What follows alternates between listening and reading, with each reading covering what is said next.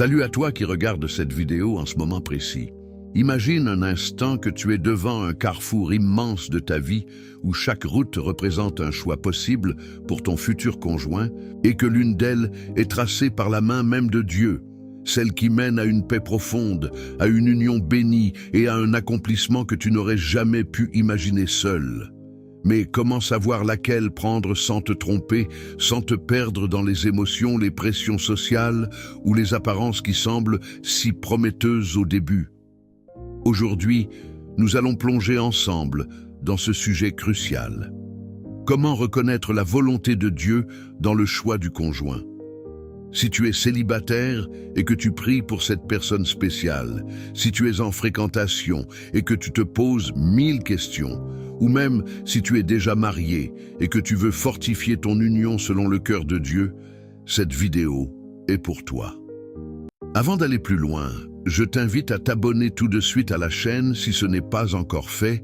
Active la cloche pour ne rien manquer des prochaines vidéos qui vont t'aider à grandir dans ta foi et dans ta vie quotidienne.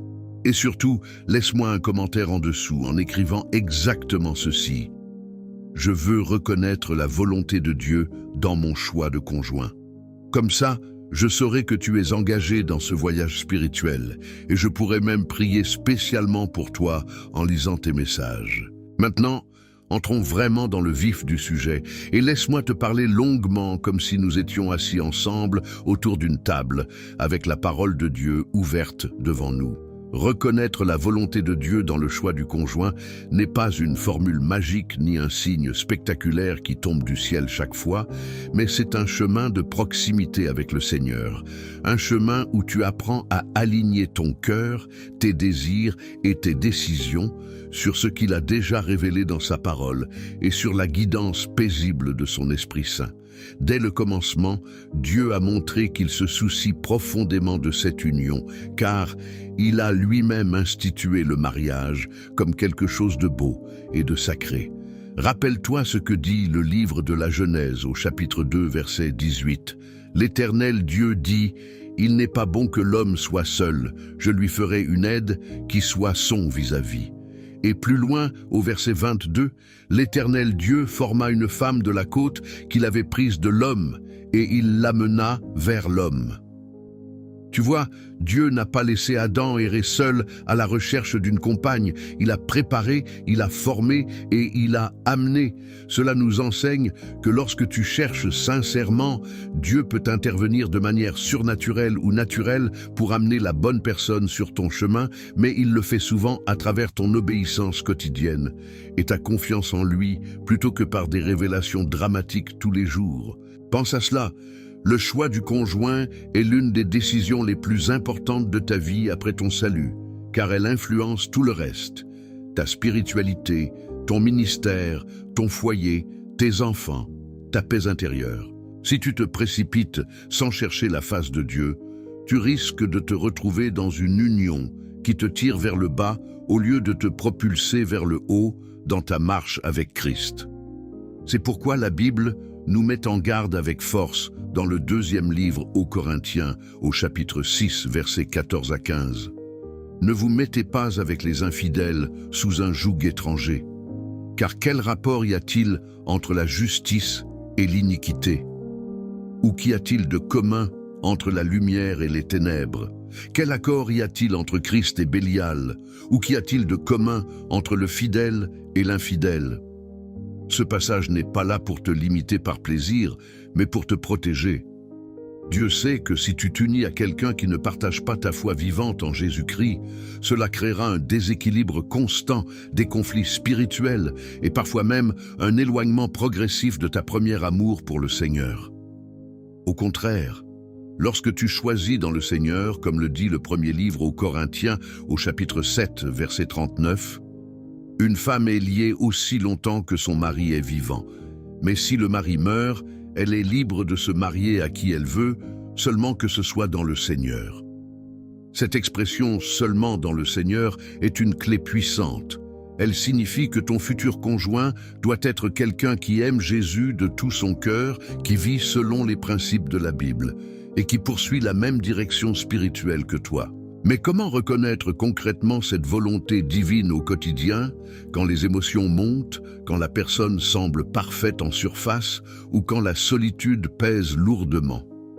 Commence toujours par une vie de prière sincère et persistante. Ne prie pas seulement pour demander un conjoint, mais prie pour que Dieu transforme ton propre cœur, qu'il te rende mature, patient et discernant. Le livre des Proverbes au chapitre 3, versets 5 et 6, nous le rappelle si bien. Confie-toi en l'Éternel de tout ton cœur et ne t'appuie pas sur ta propre intelligence. Reconnais-le dans toutes tes voies et il aplanira tes sentiers. Quand tu reconnais Dieu dans toutes tes voies, y compris dans tes relations, il aplanit le chemin. Cela veut dire que tu dois soumettre tes attirances, tes listes de critères et même tes peurs au Seigneur. Demande-lui de te montrer si cette personne t'aide à grandir en sainteté ou si elle t'entraîne subtilement vers des compromis. Observe les fruits dans sa vie.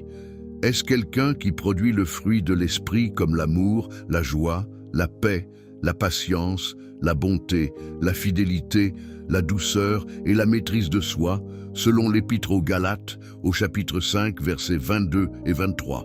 Si oui, c'est un bon indicateur. Si au contraire tu vois de la colère incontrôlée, de l'égoïsme persistant, de l'immoralité ou un manque d'intérêt pour les choses de Dieu, prends du recul et prie davantage. Laisse-moi te partager maintenant un petit témoignage qui m'a marqué personnellement et qui illustre bien ce principe. Il y a quelques années, une sœur que je connais bien priait depuis longtemps pour son futur mari.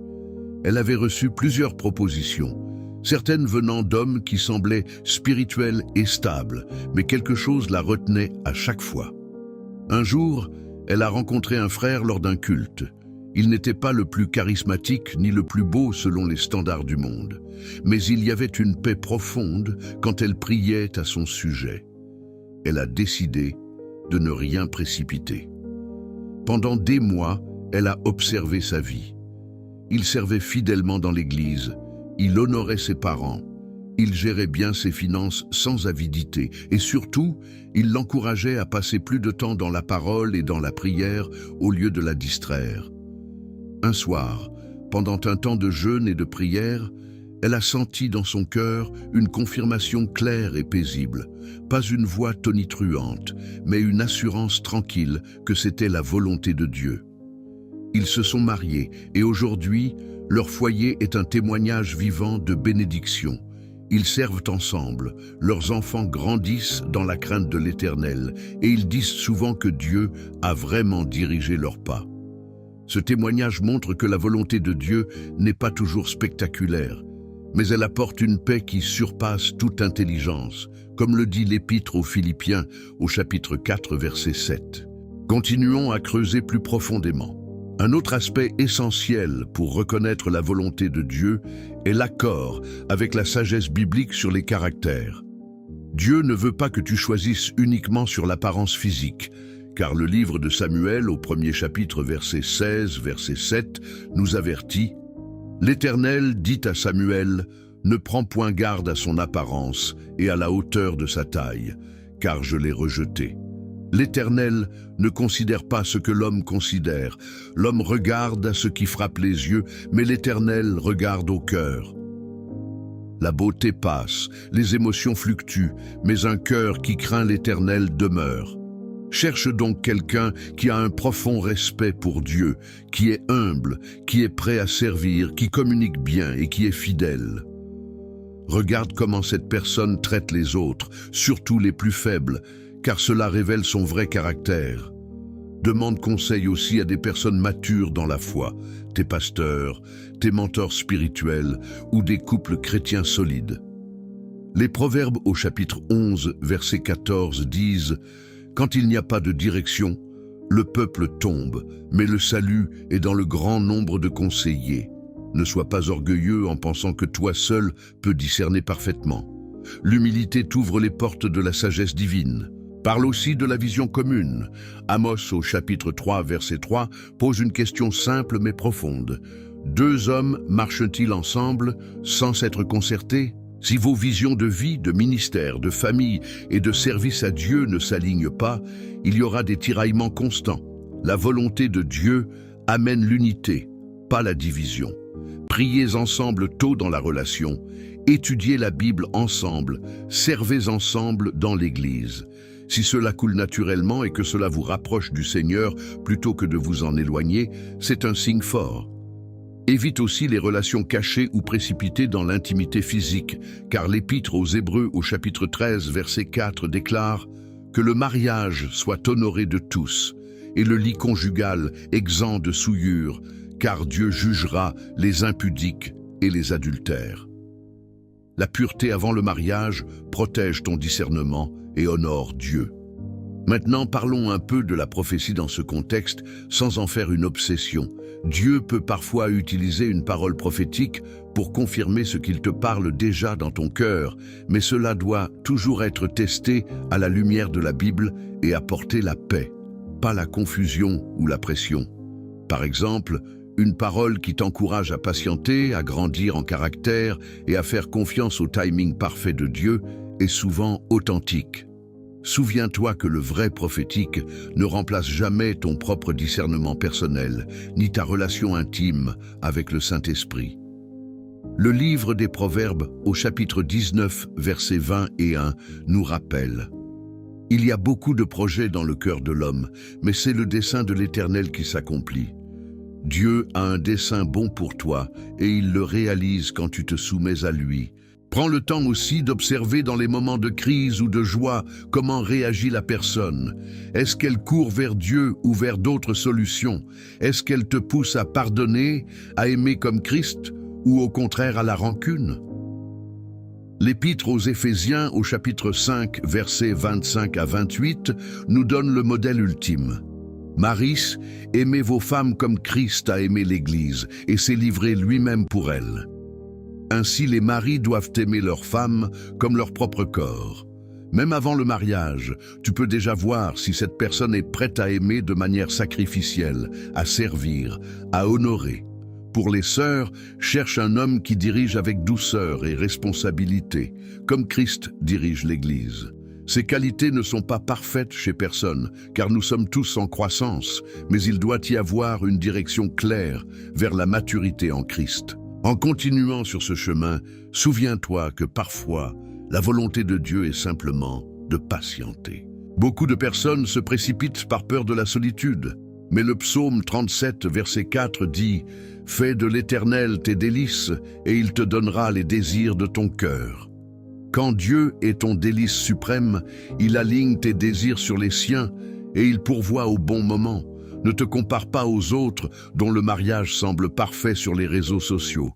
Concentre-toi sur ta propre marche avec Dieu.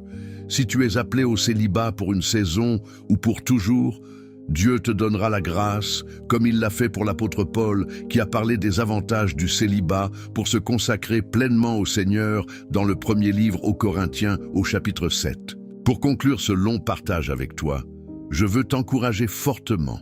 La volonté de Dieu dans le choix du conjoint se reconnaît principalement par la paix du Saint-Esprit, l'alignement avec la parole, les fruits visibles dans la vie de l'autre, le conseil des sages et une unité de vision qui glorifie Christ.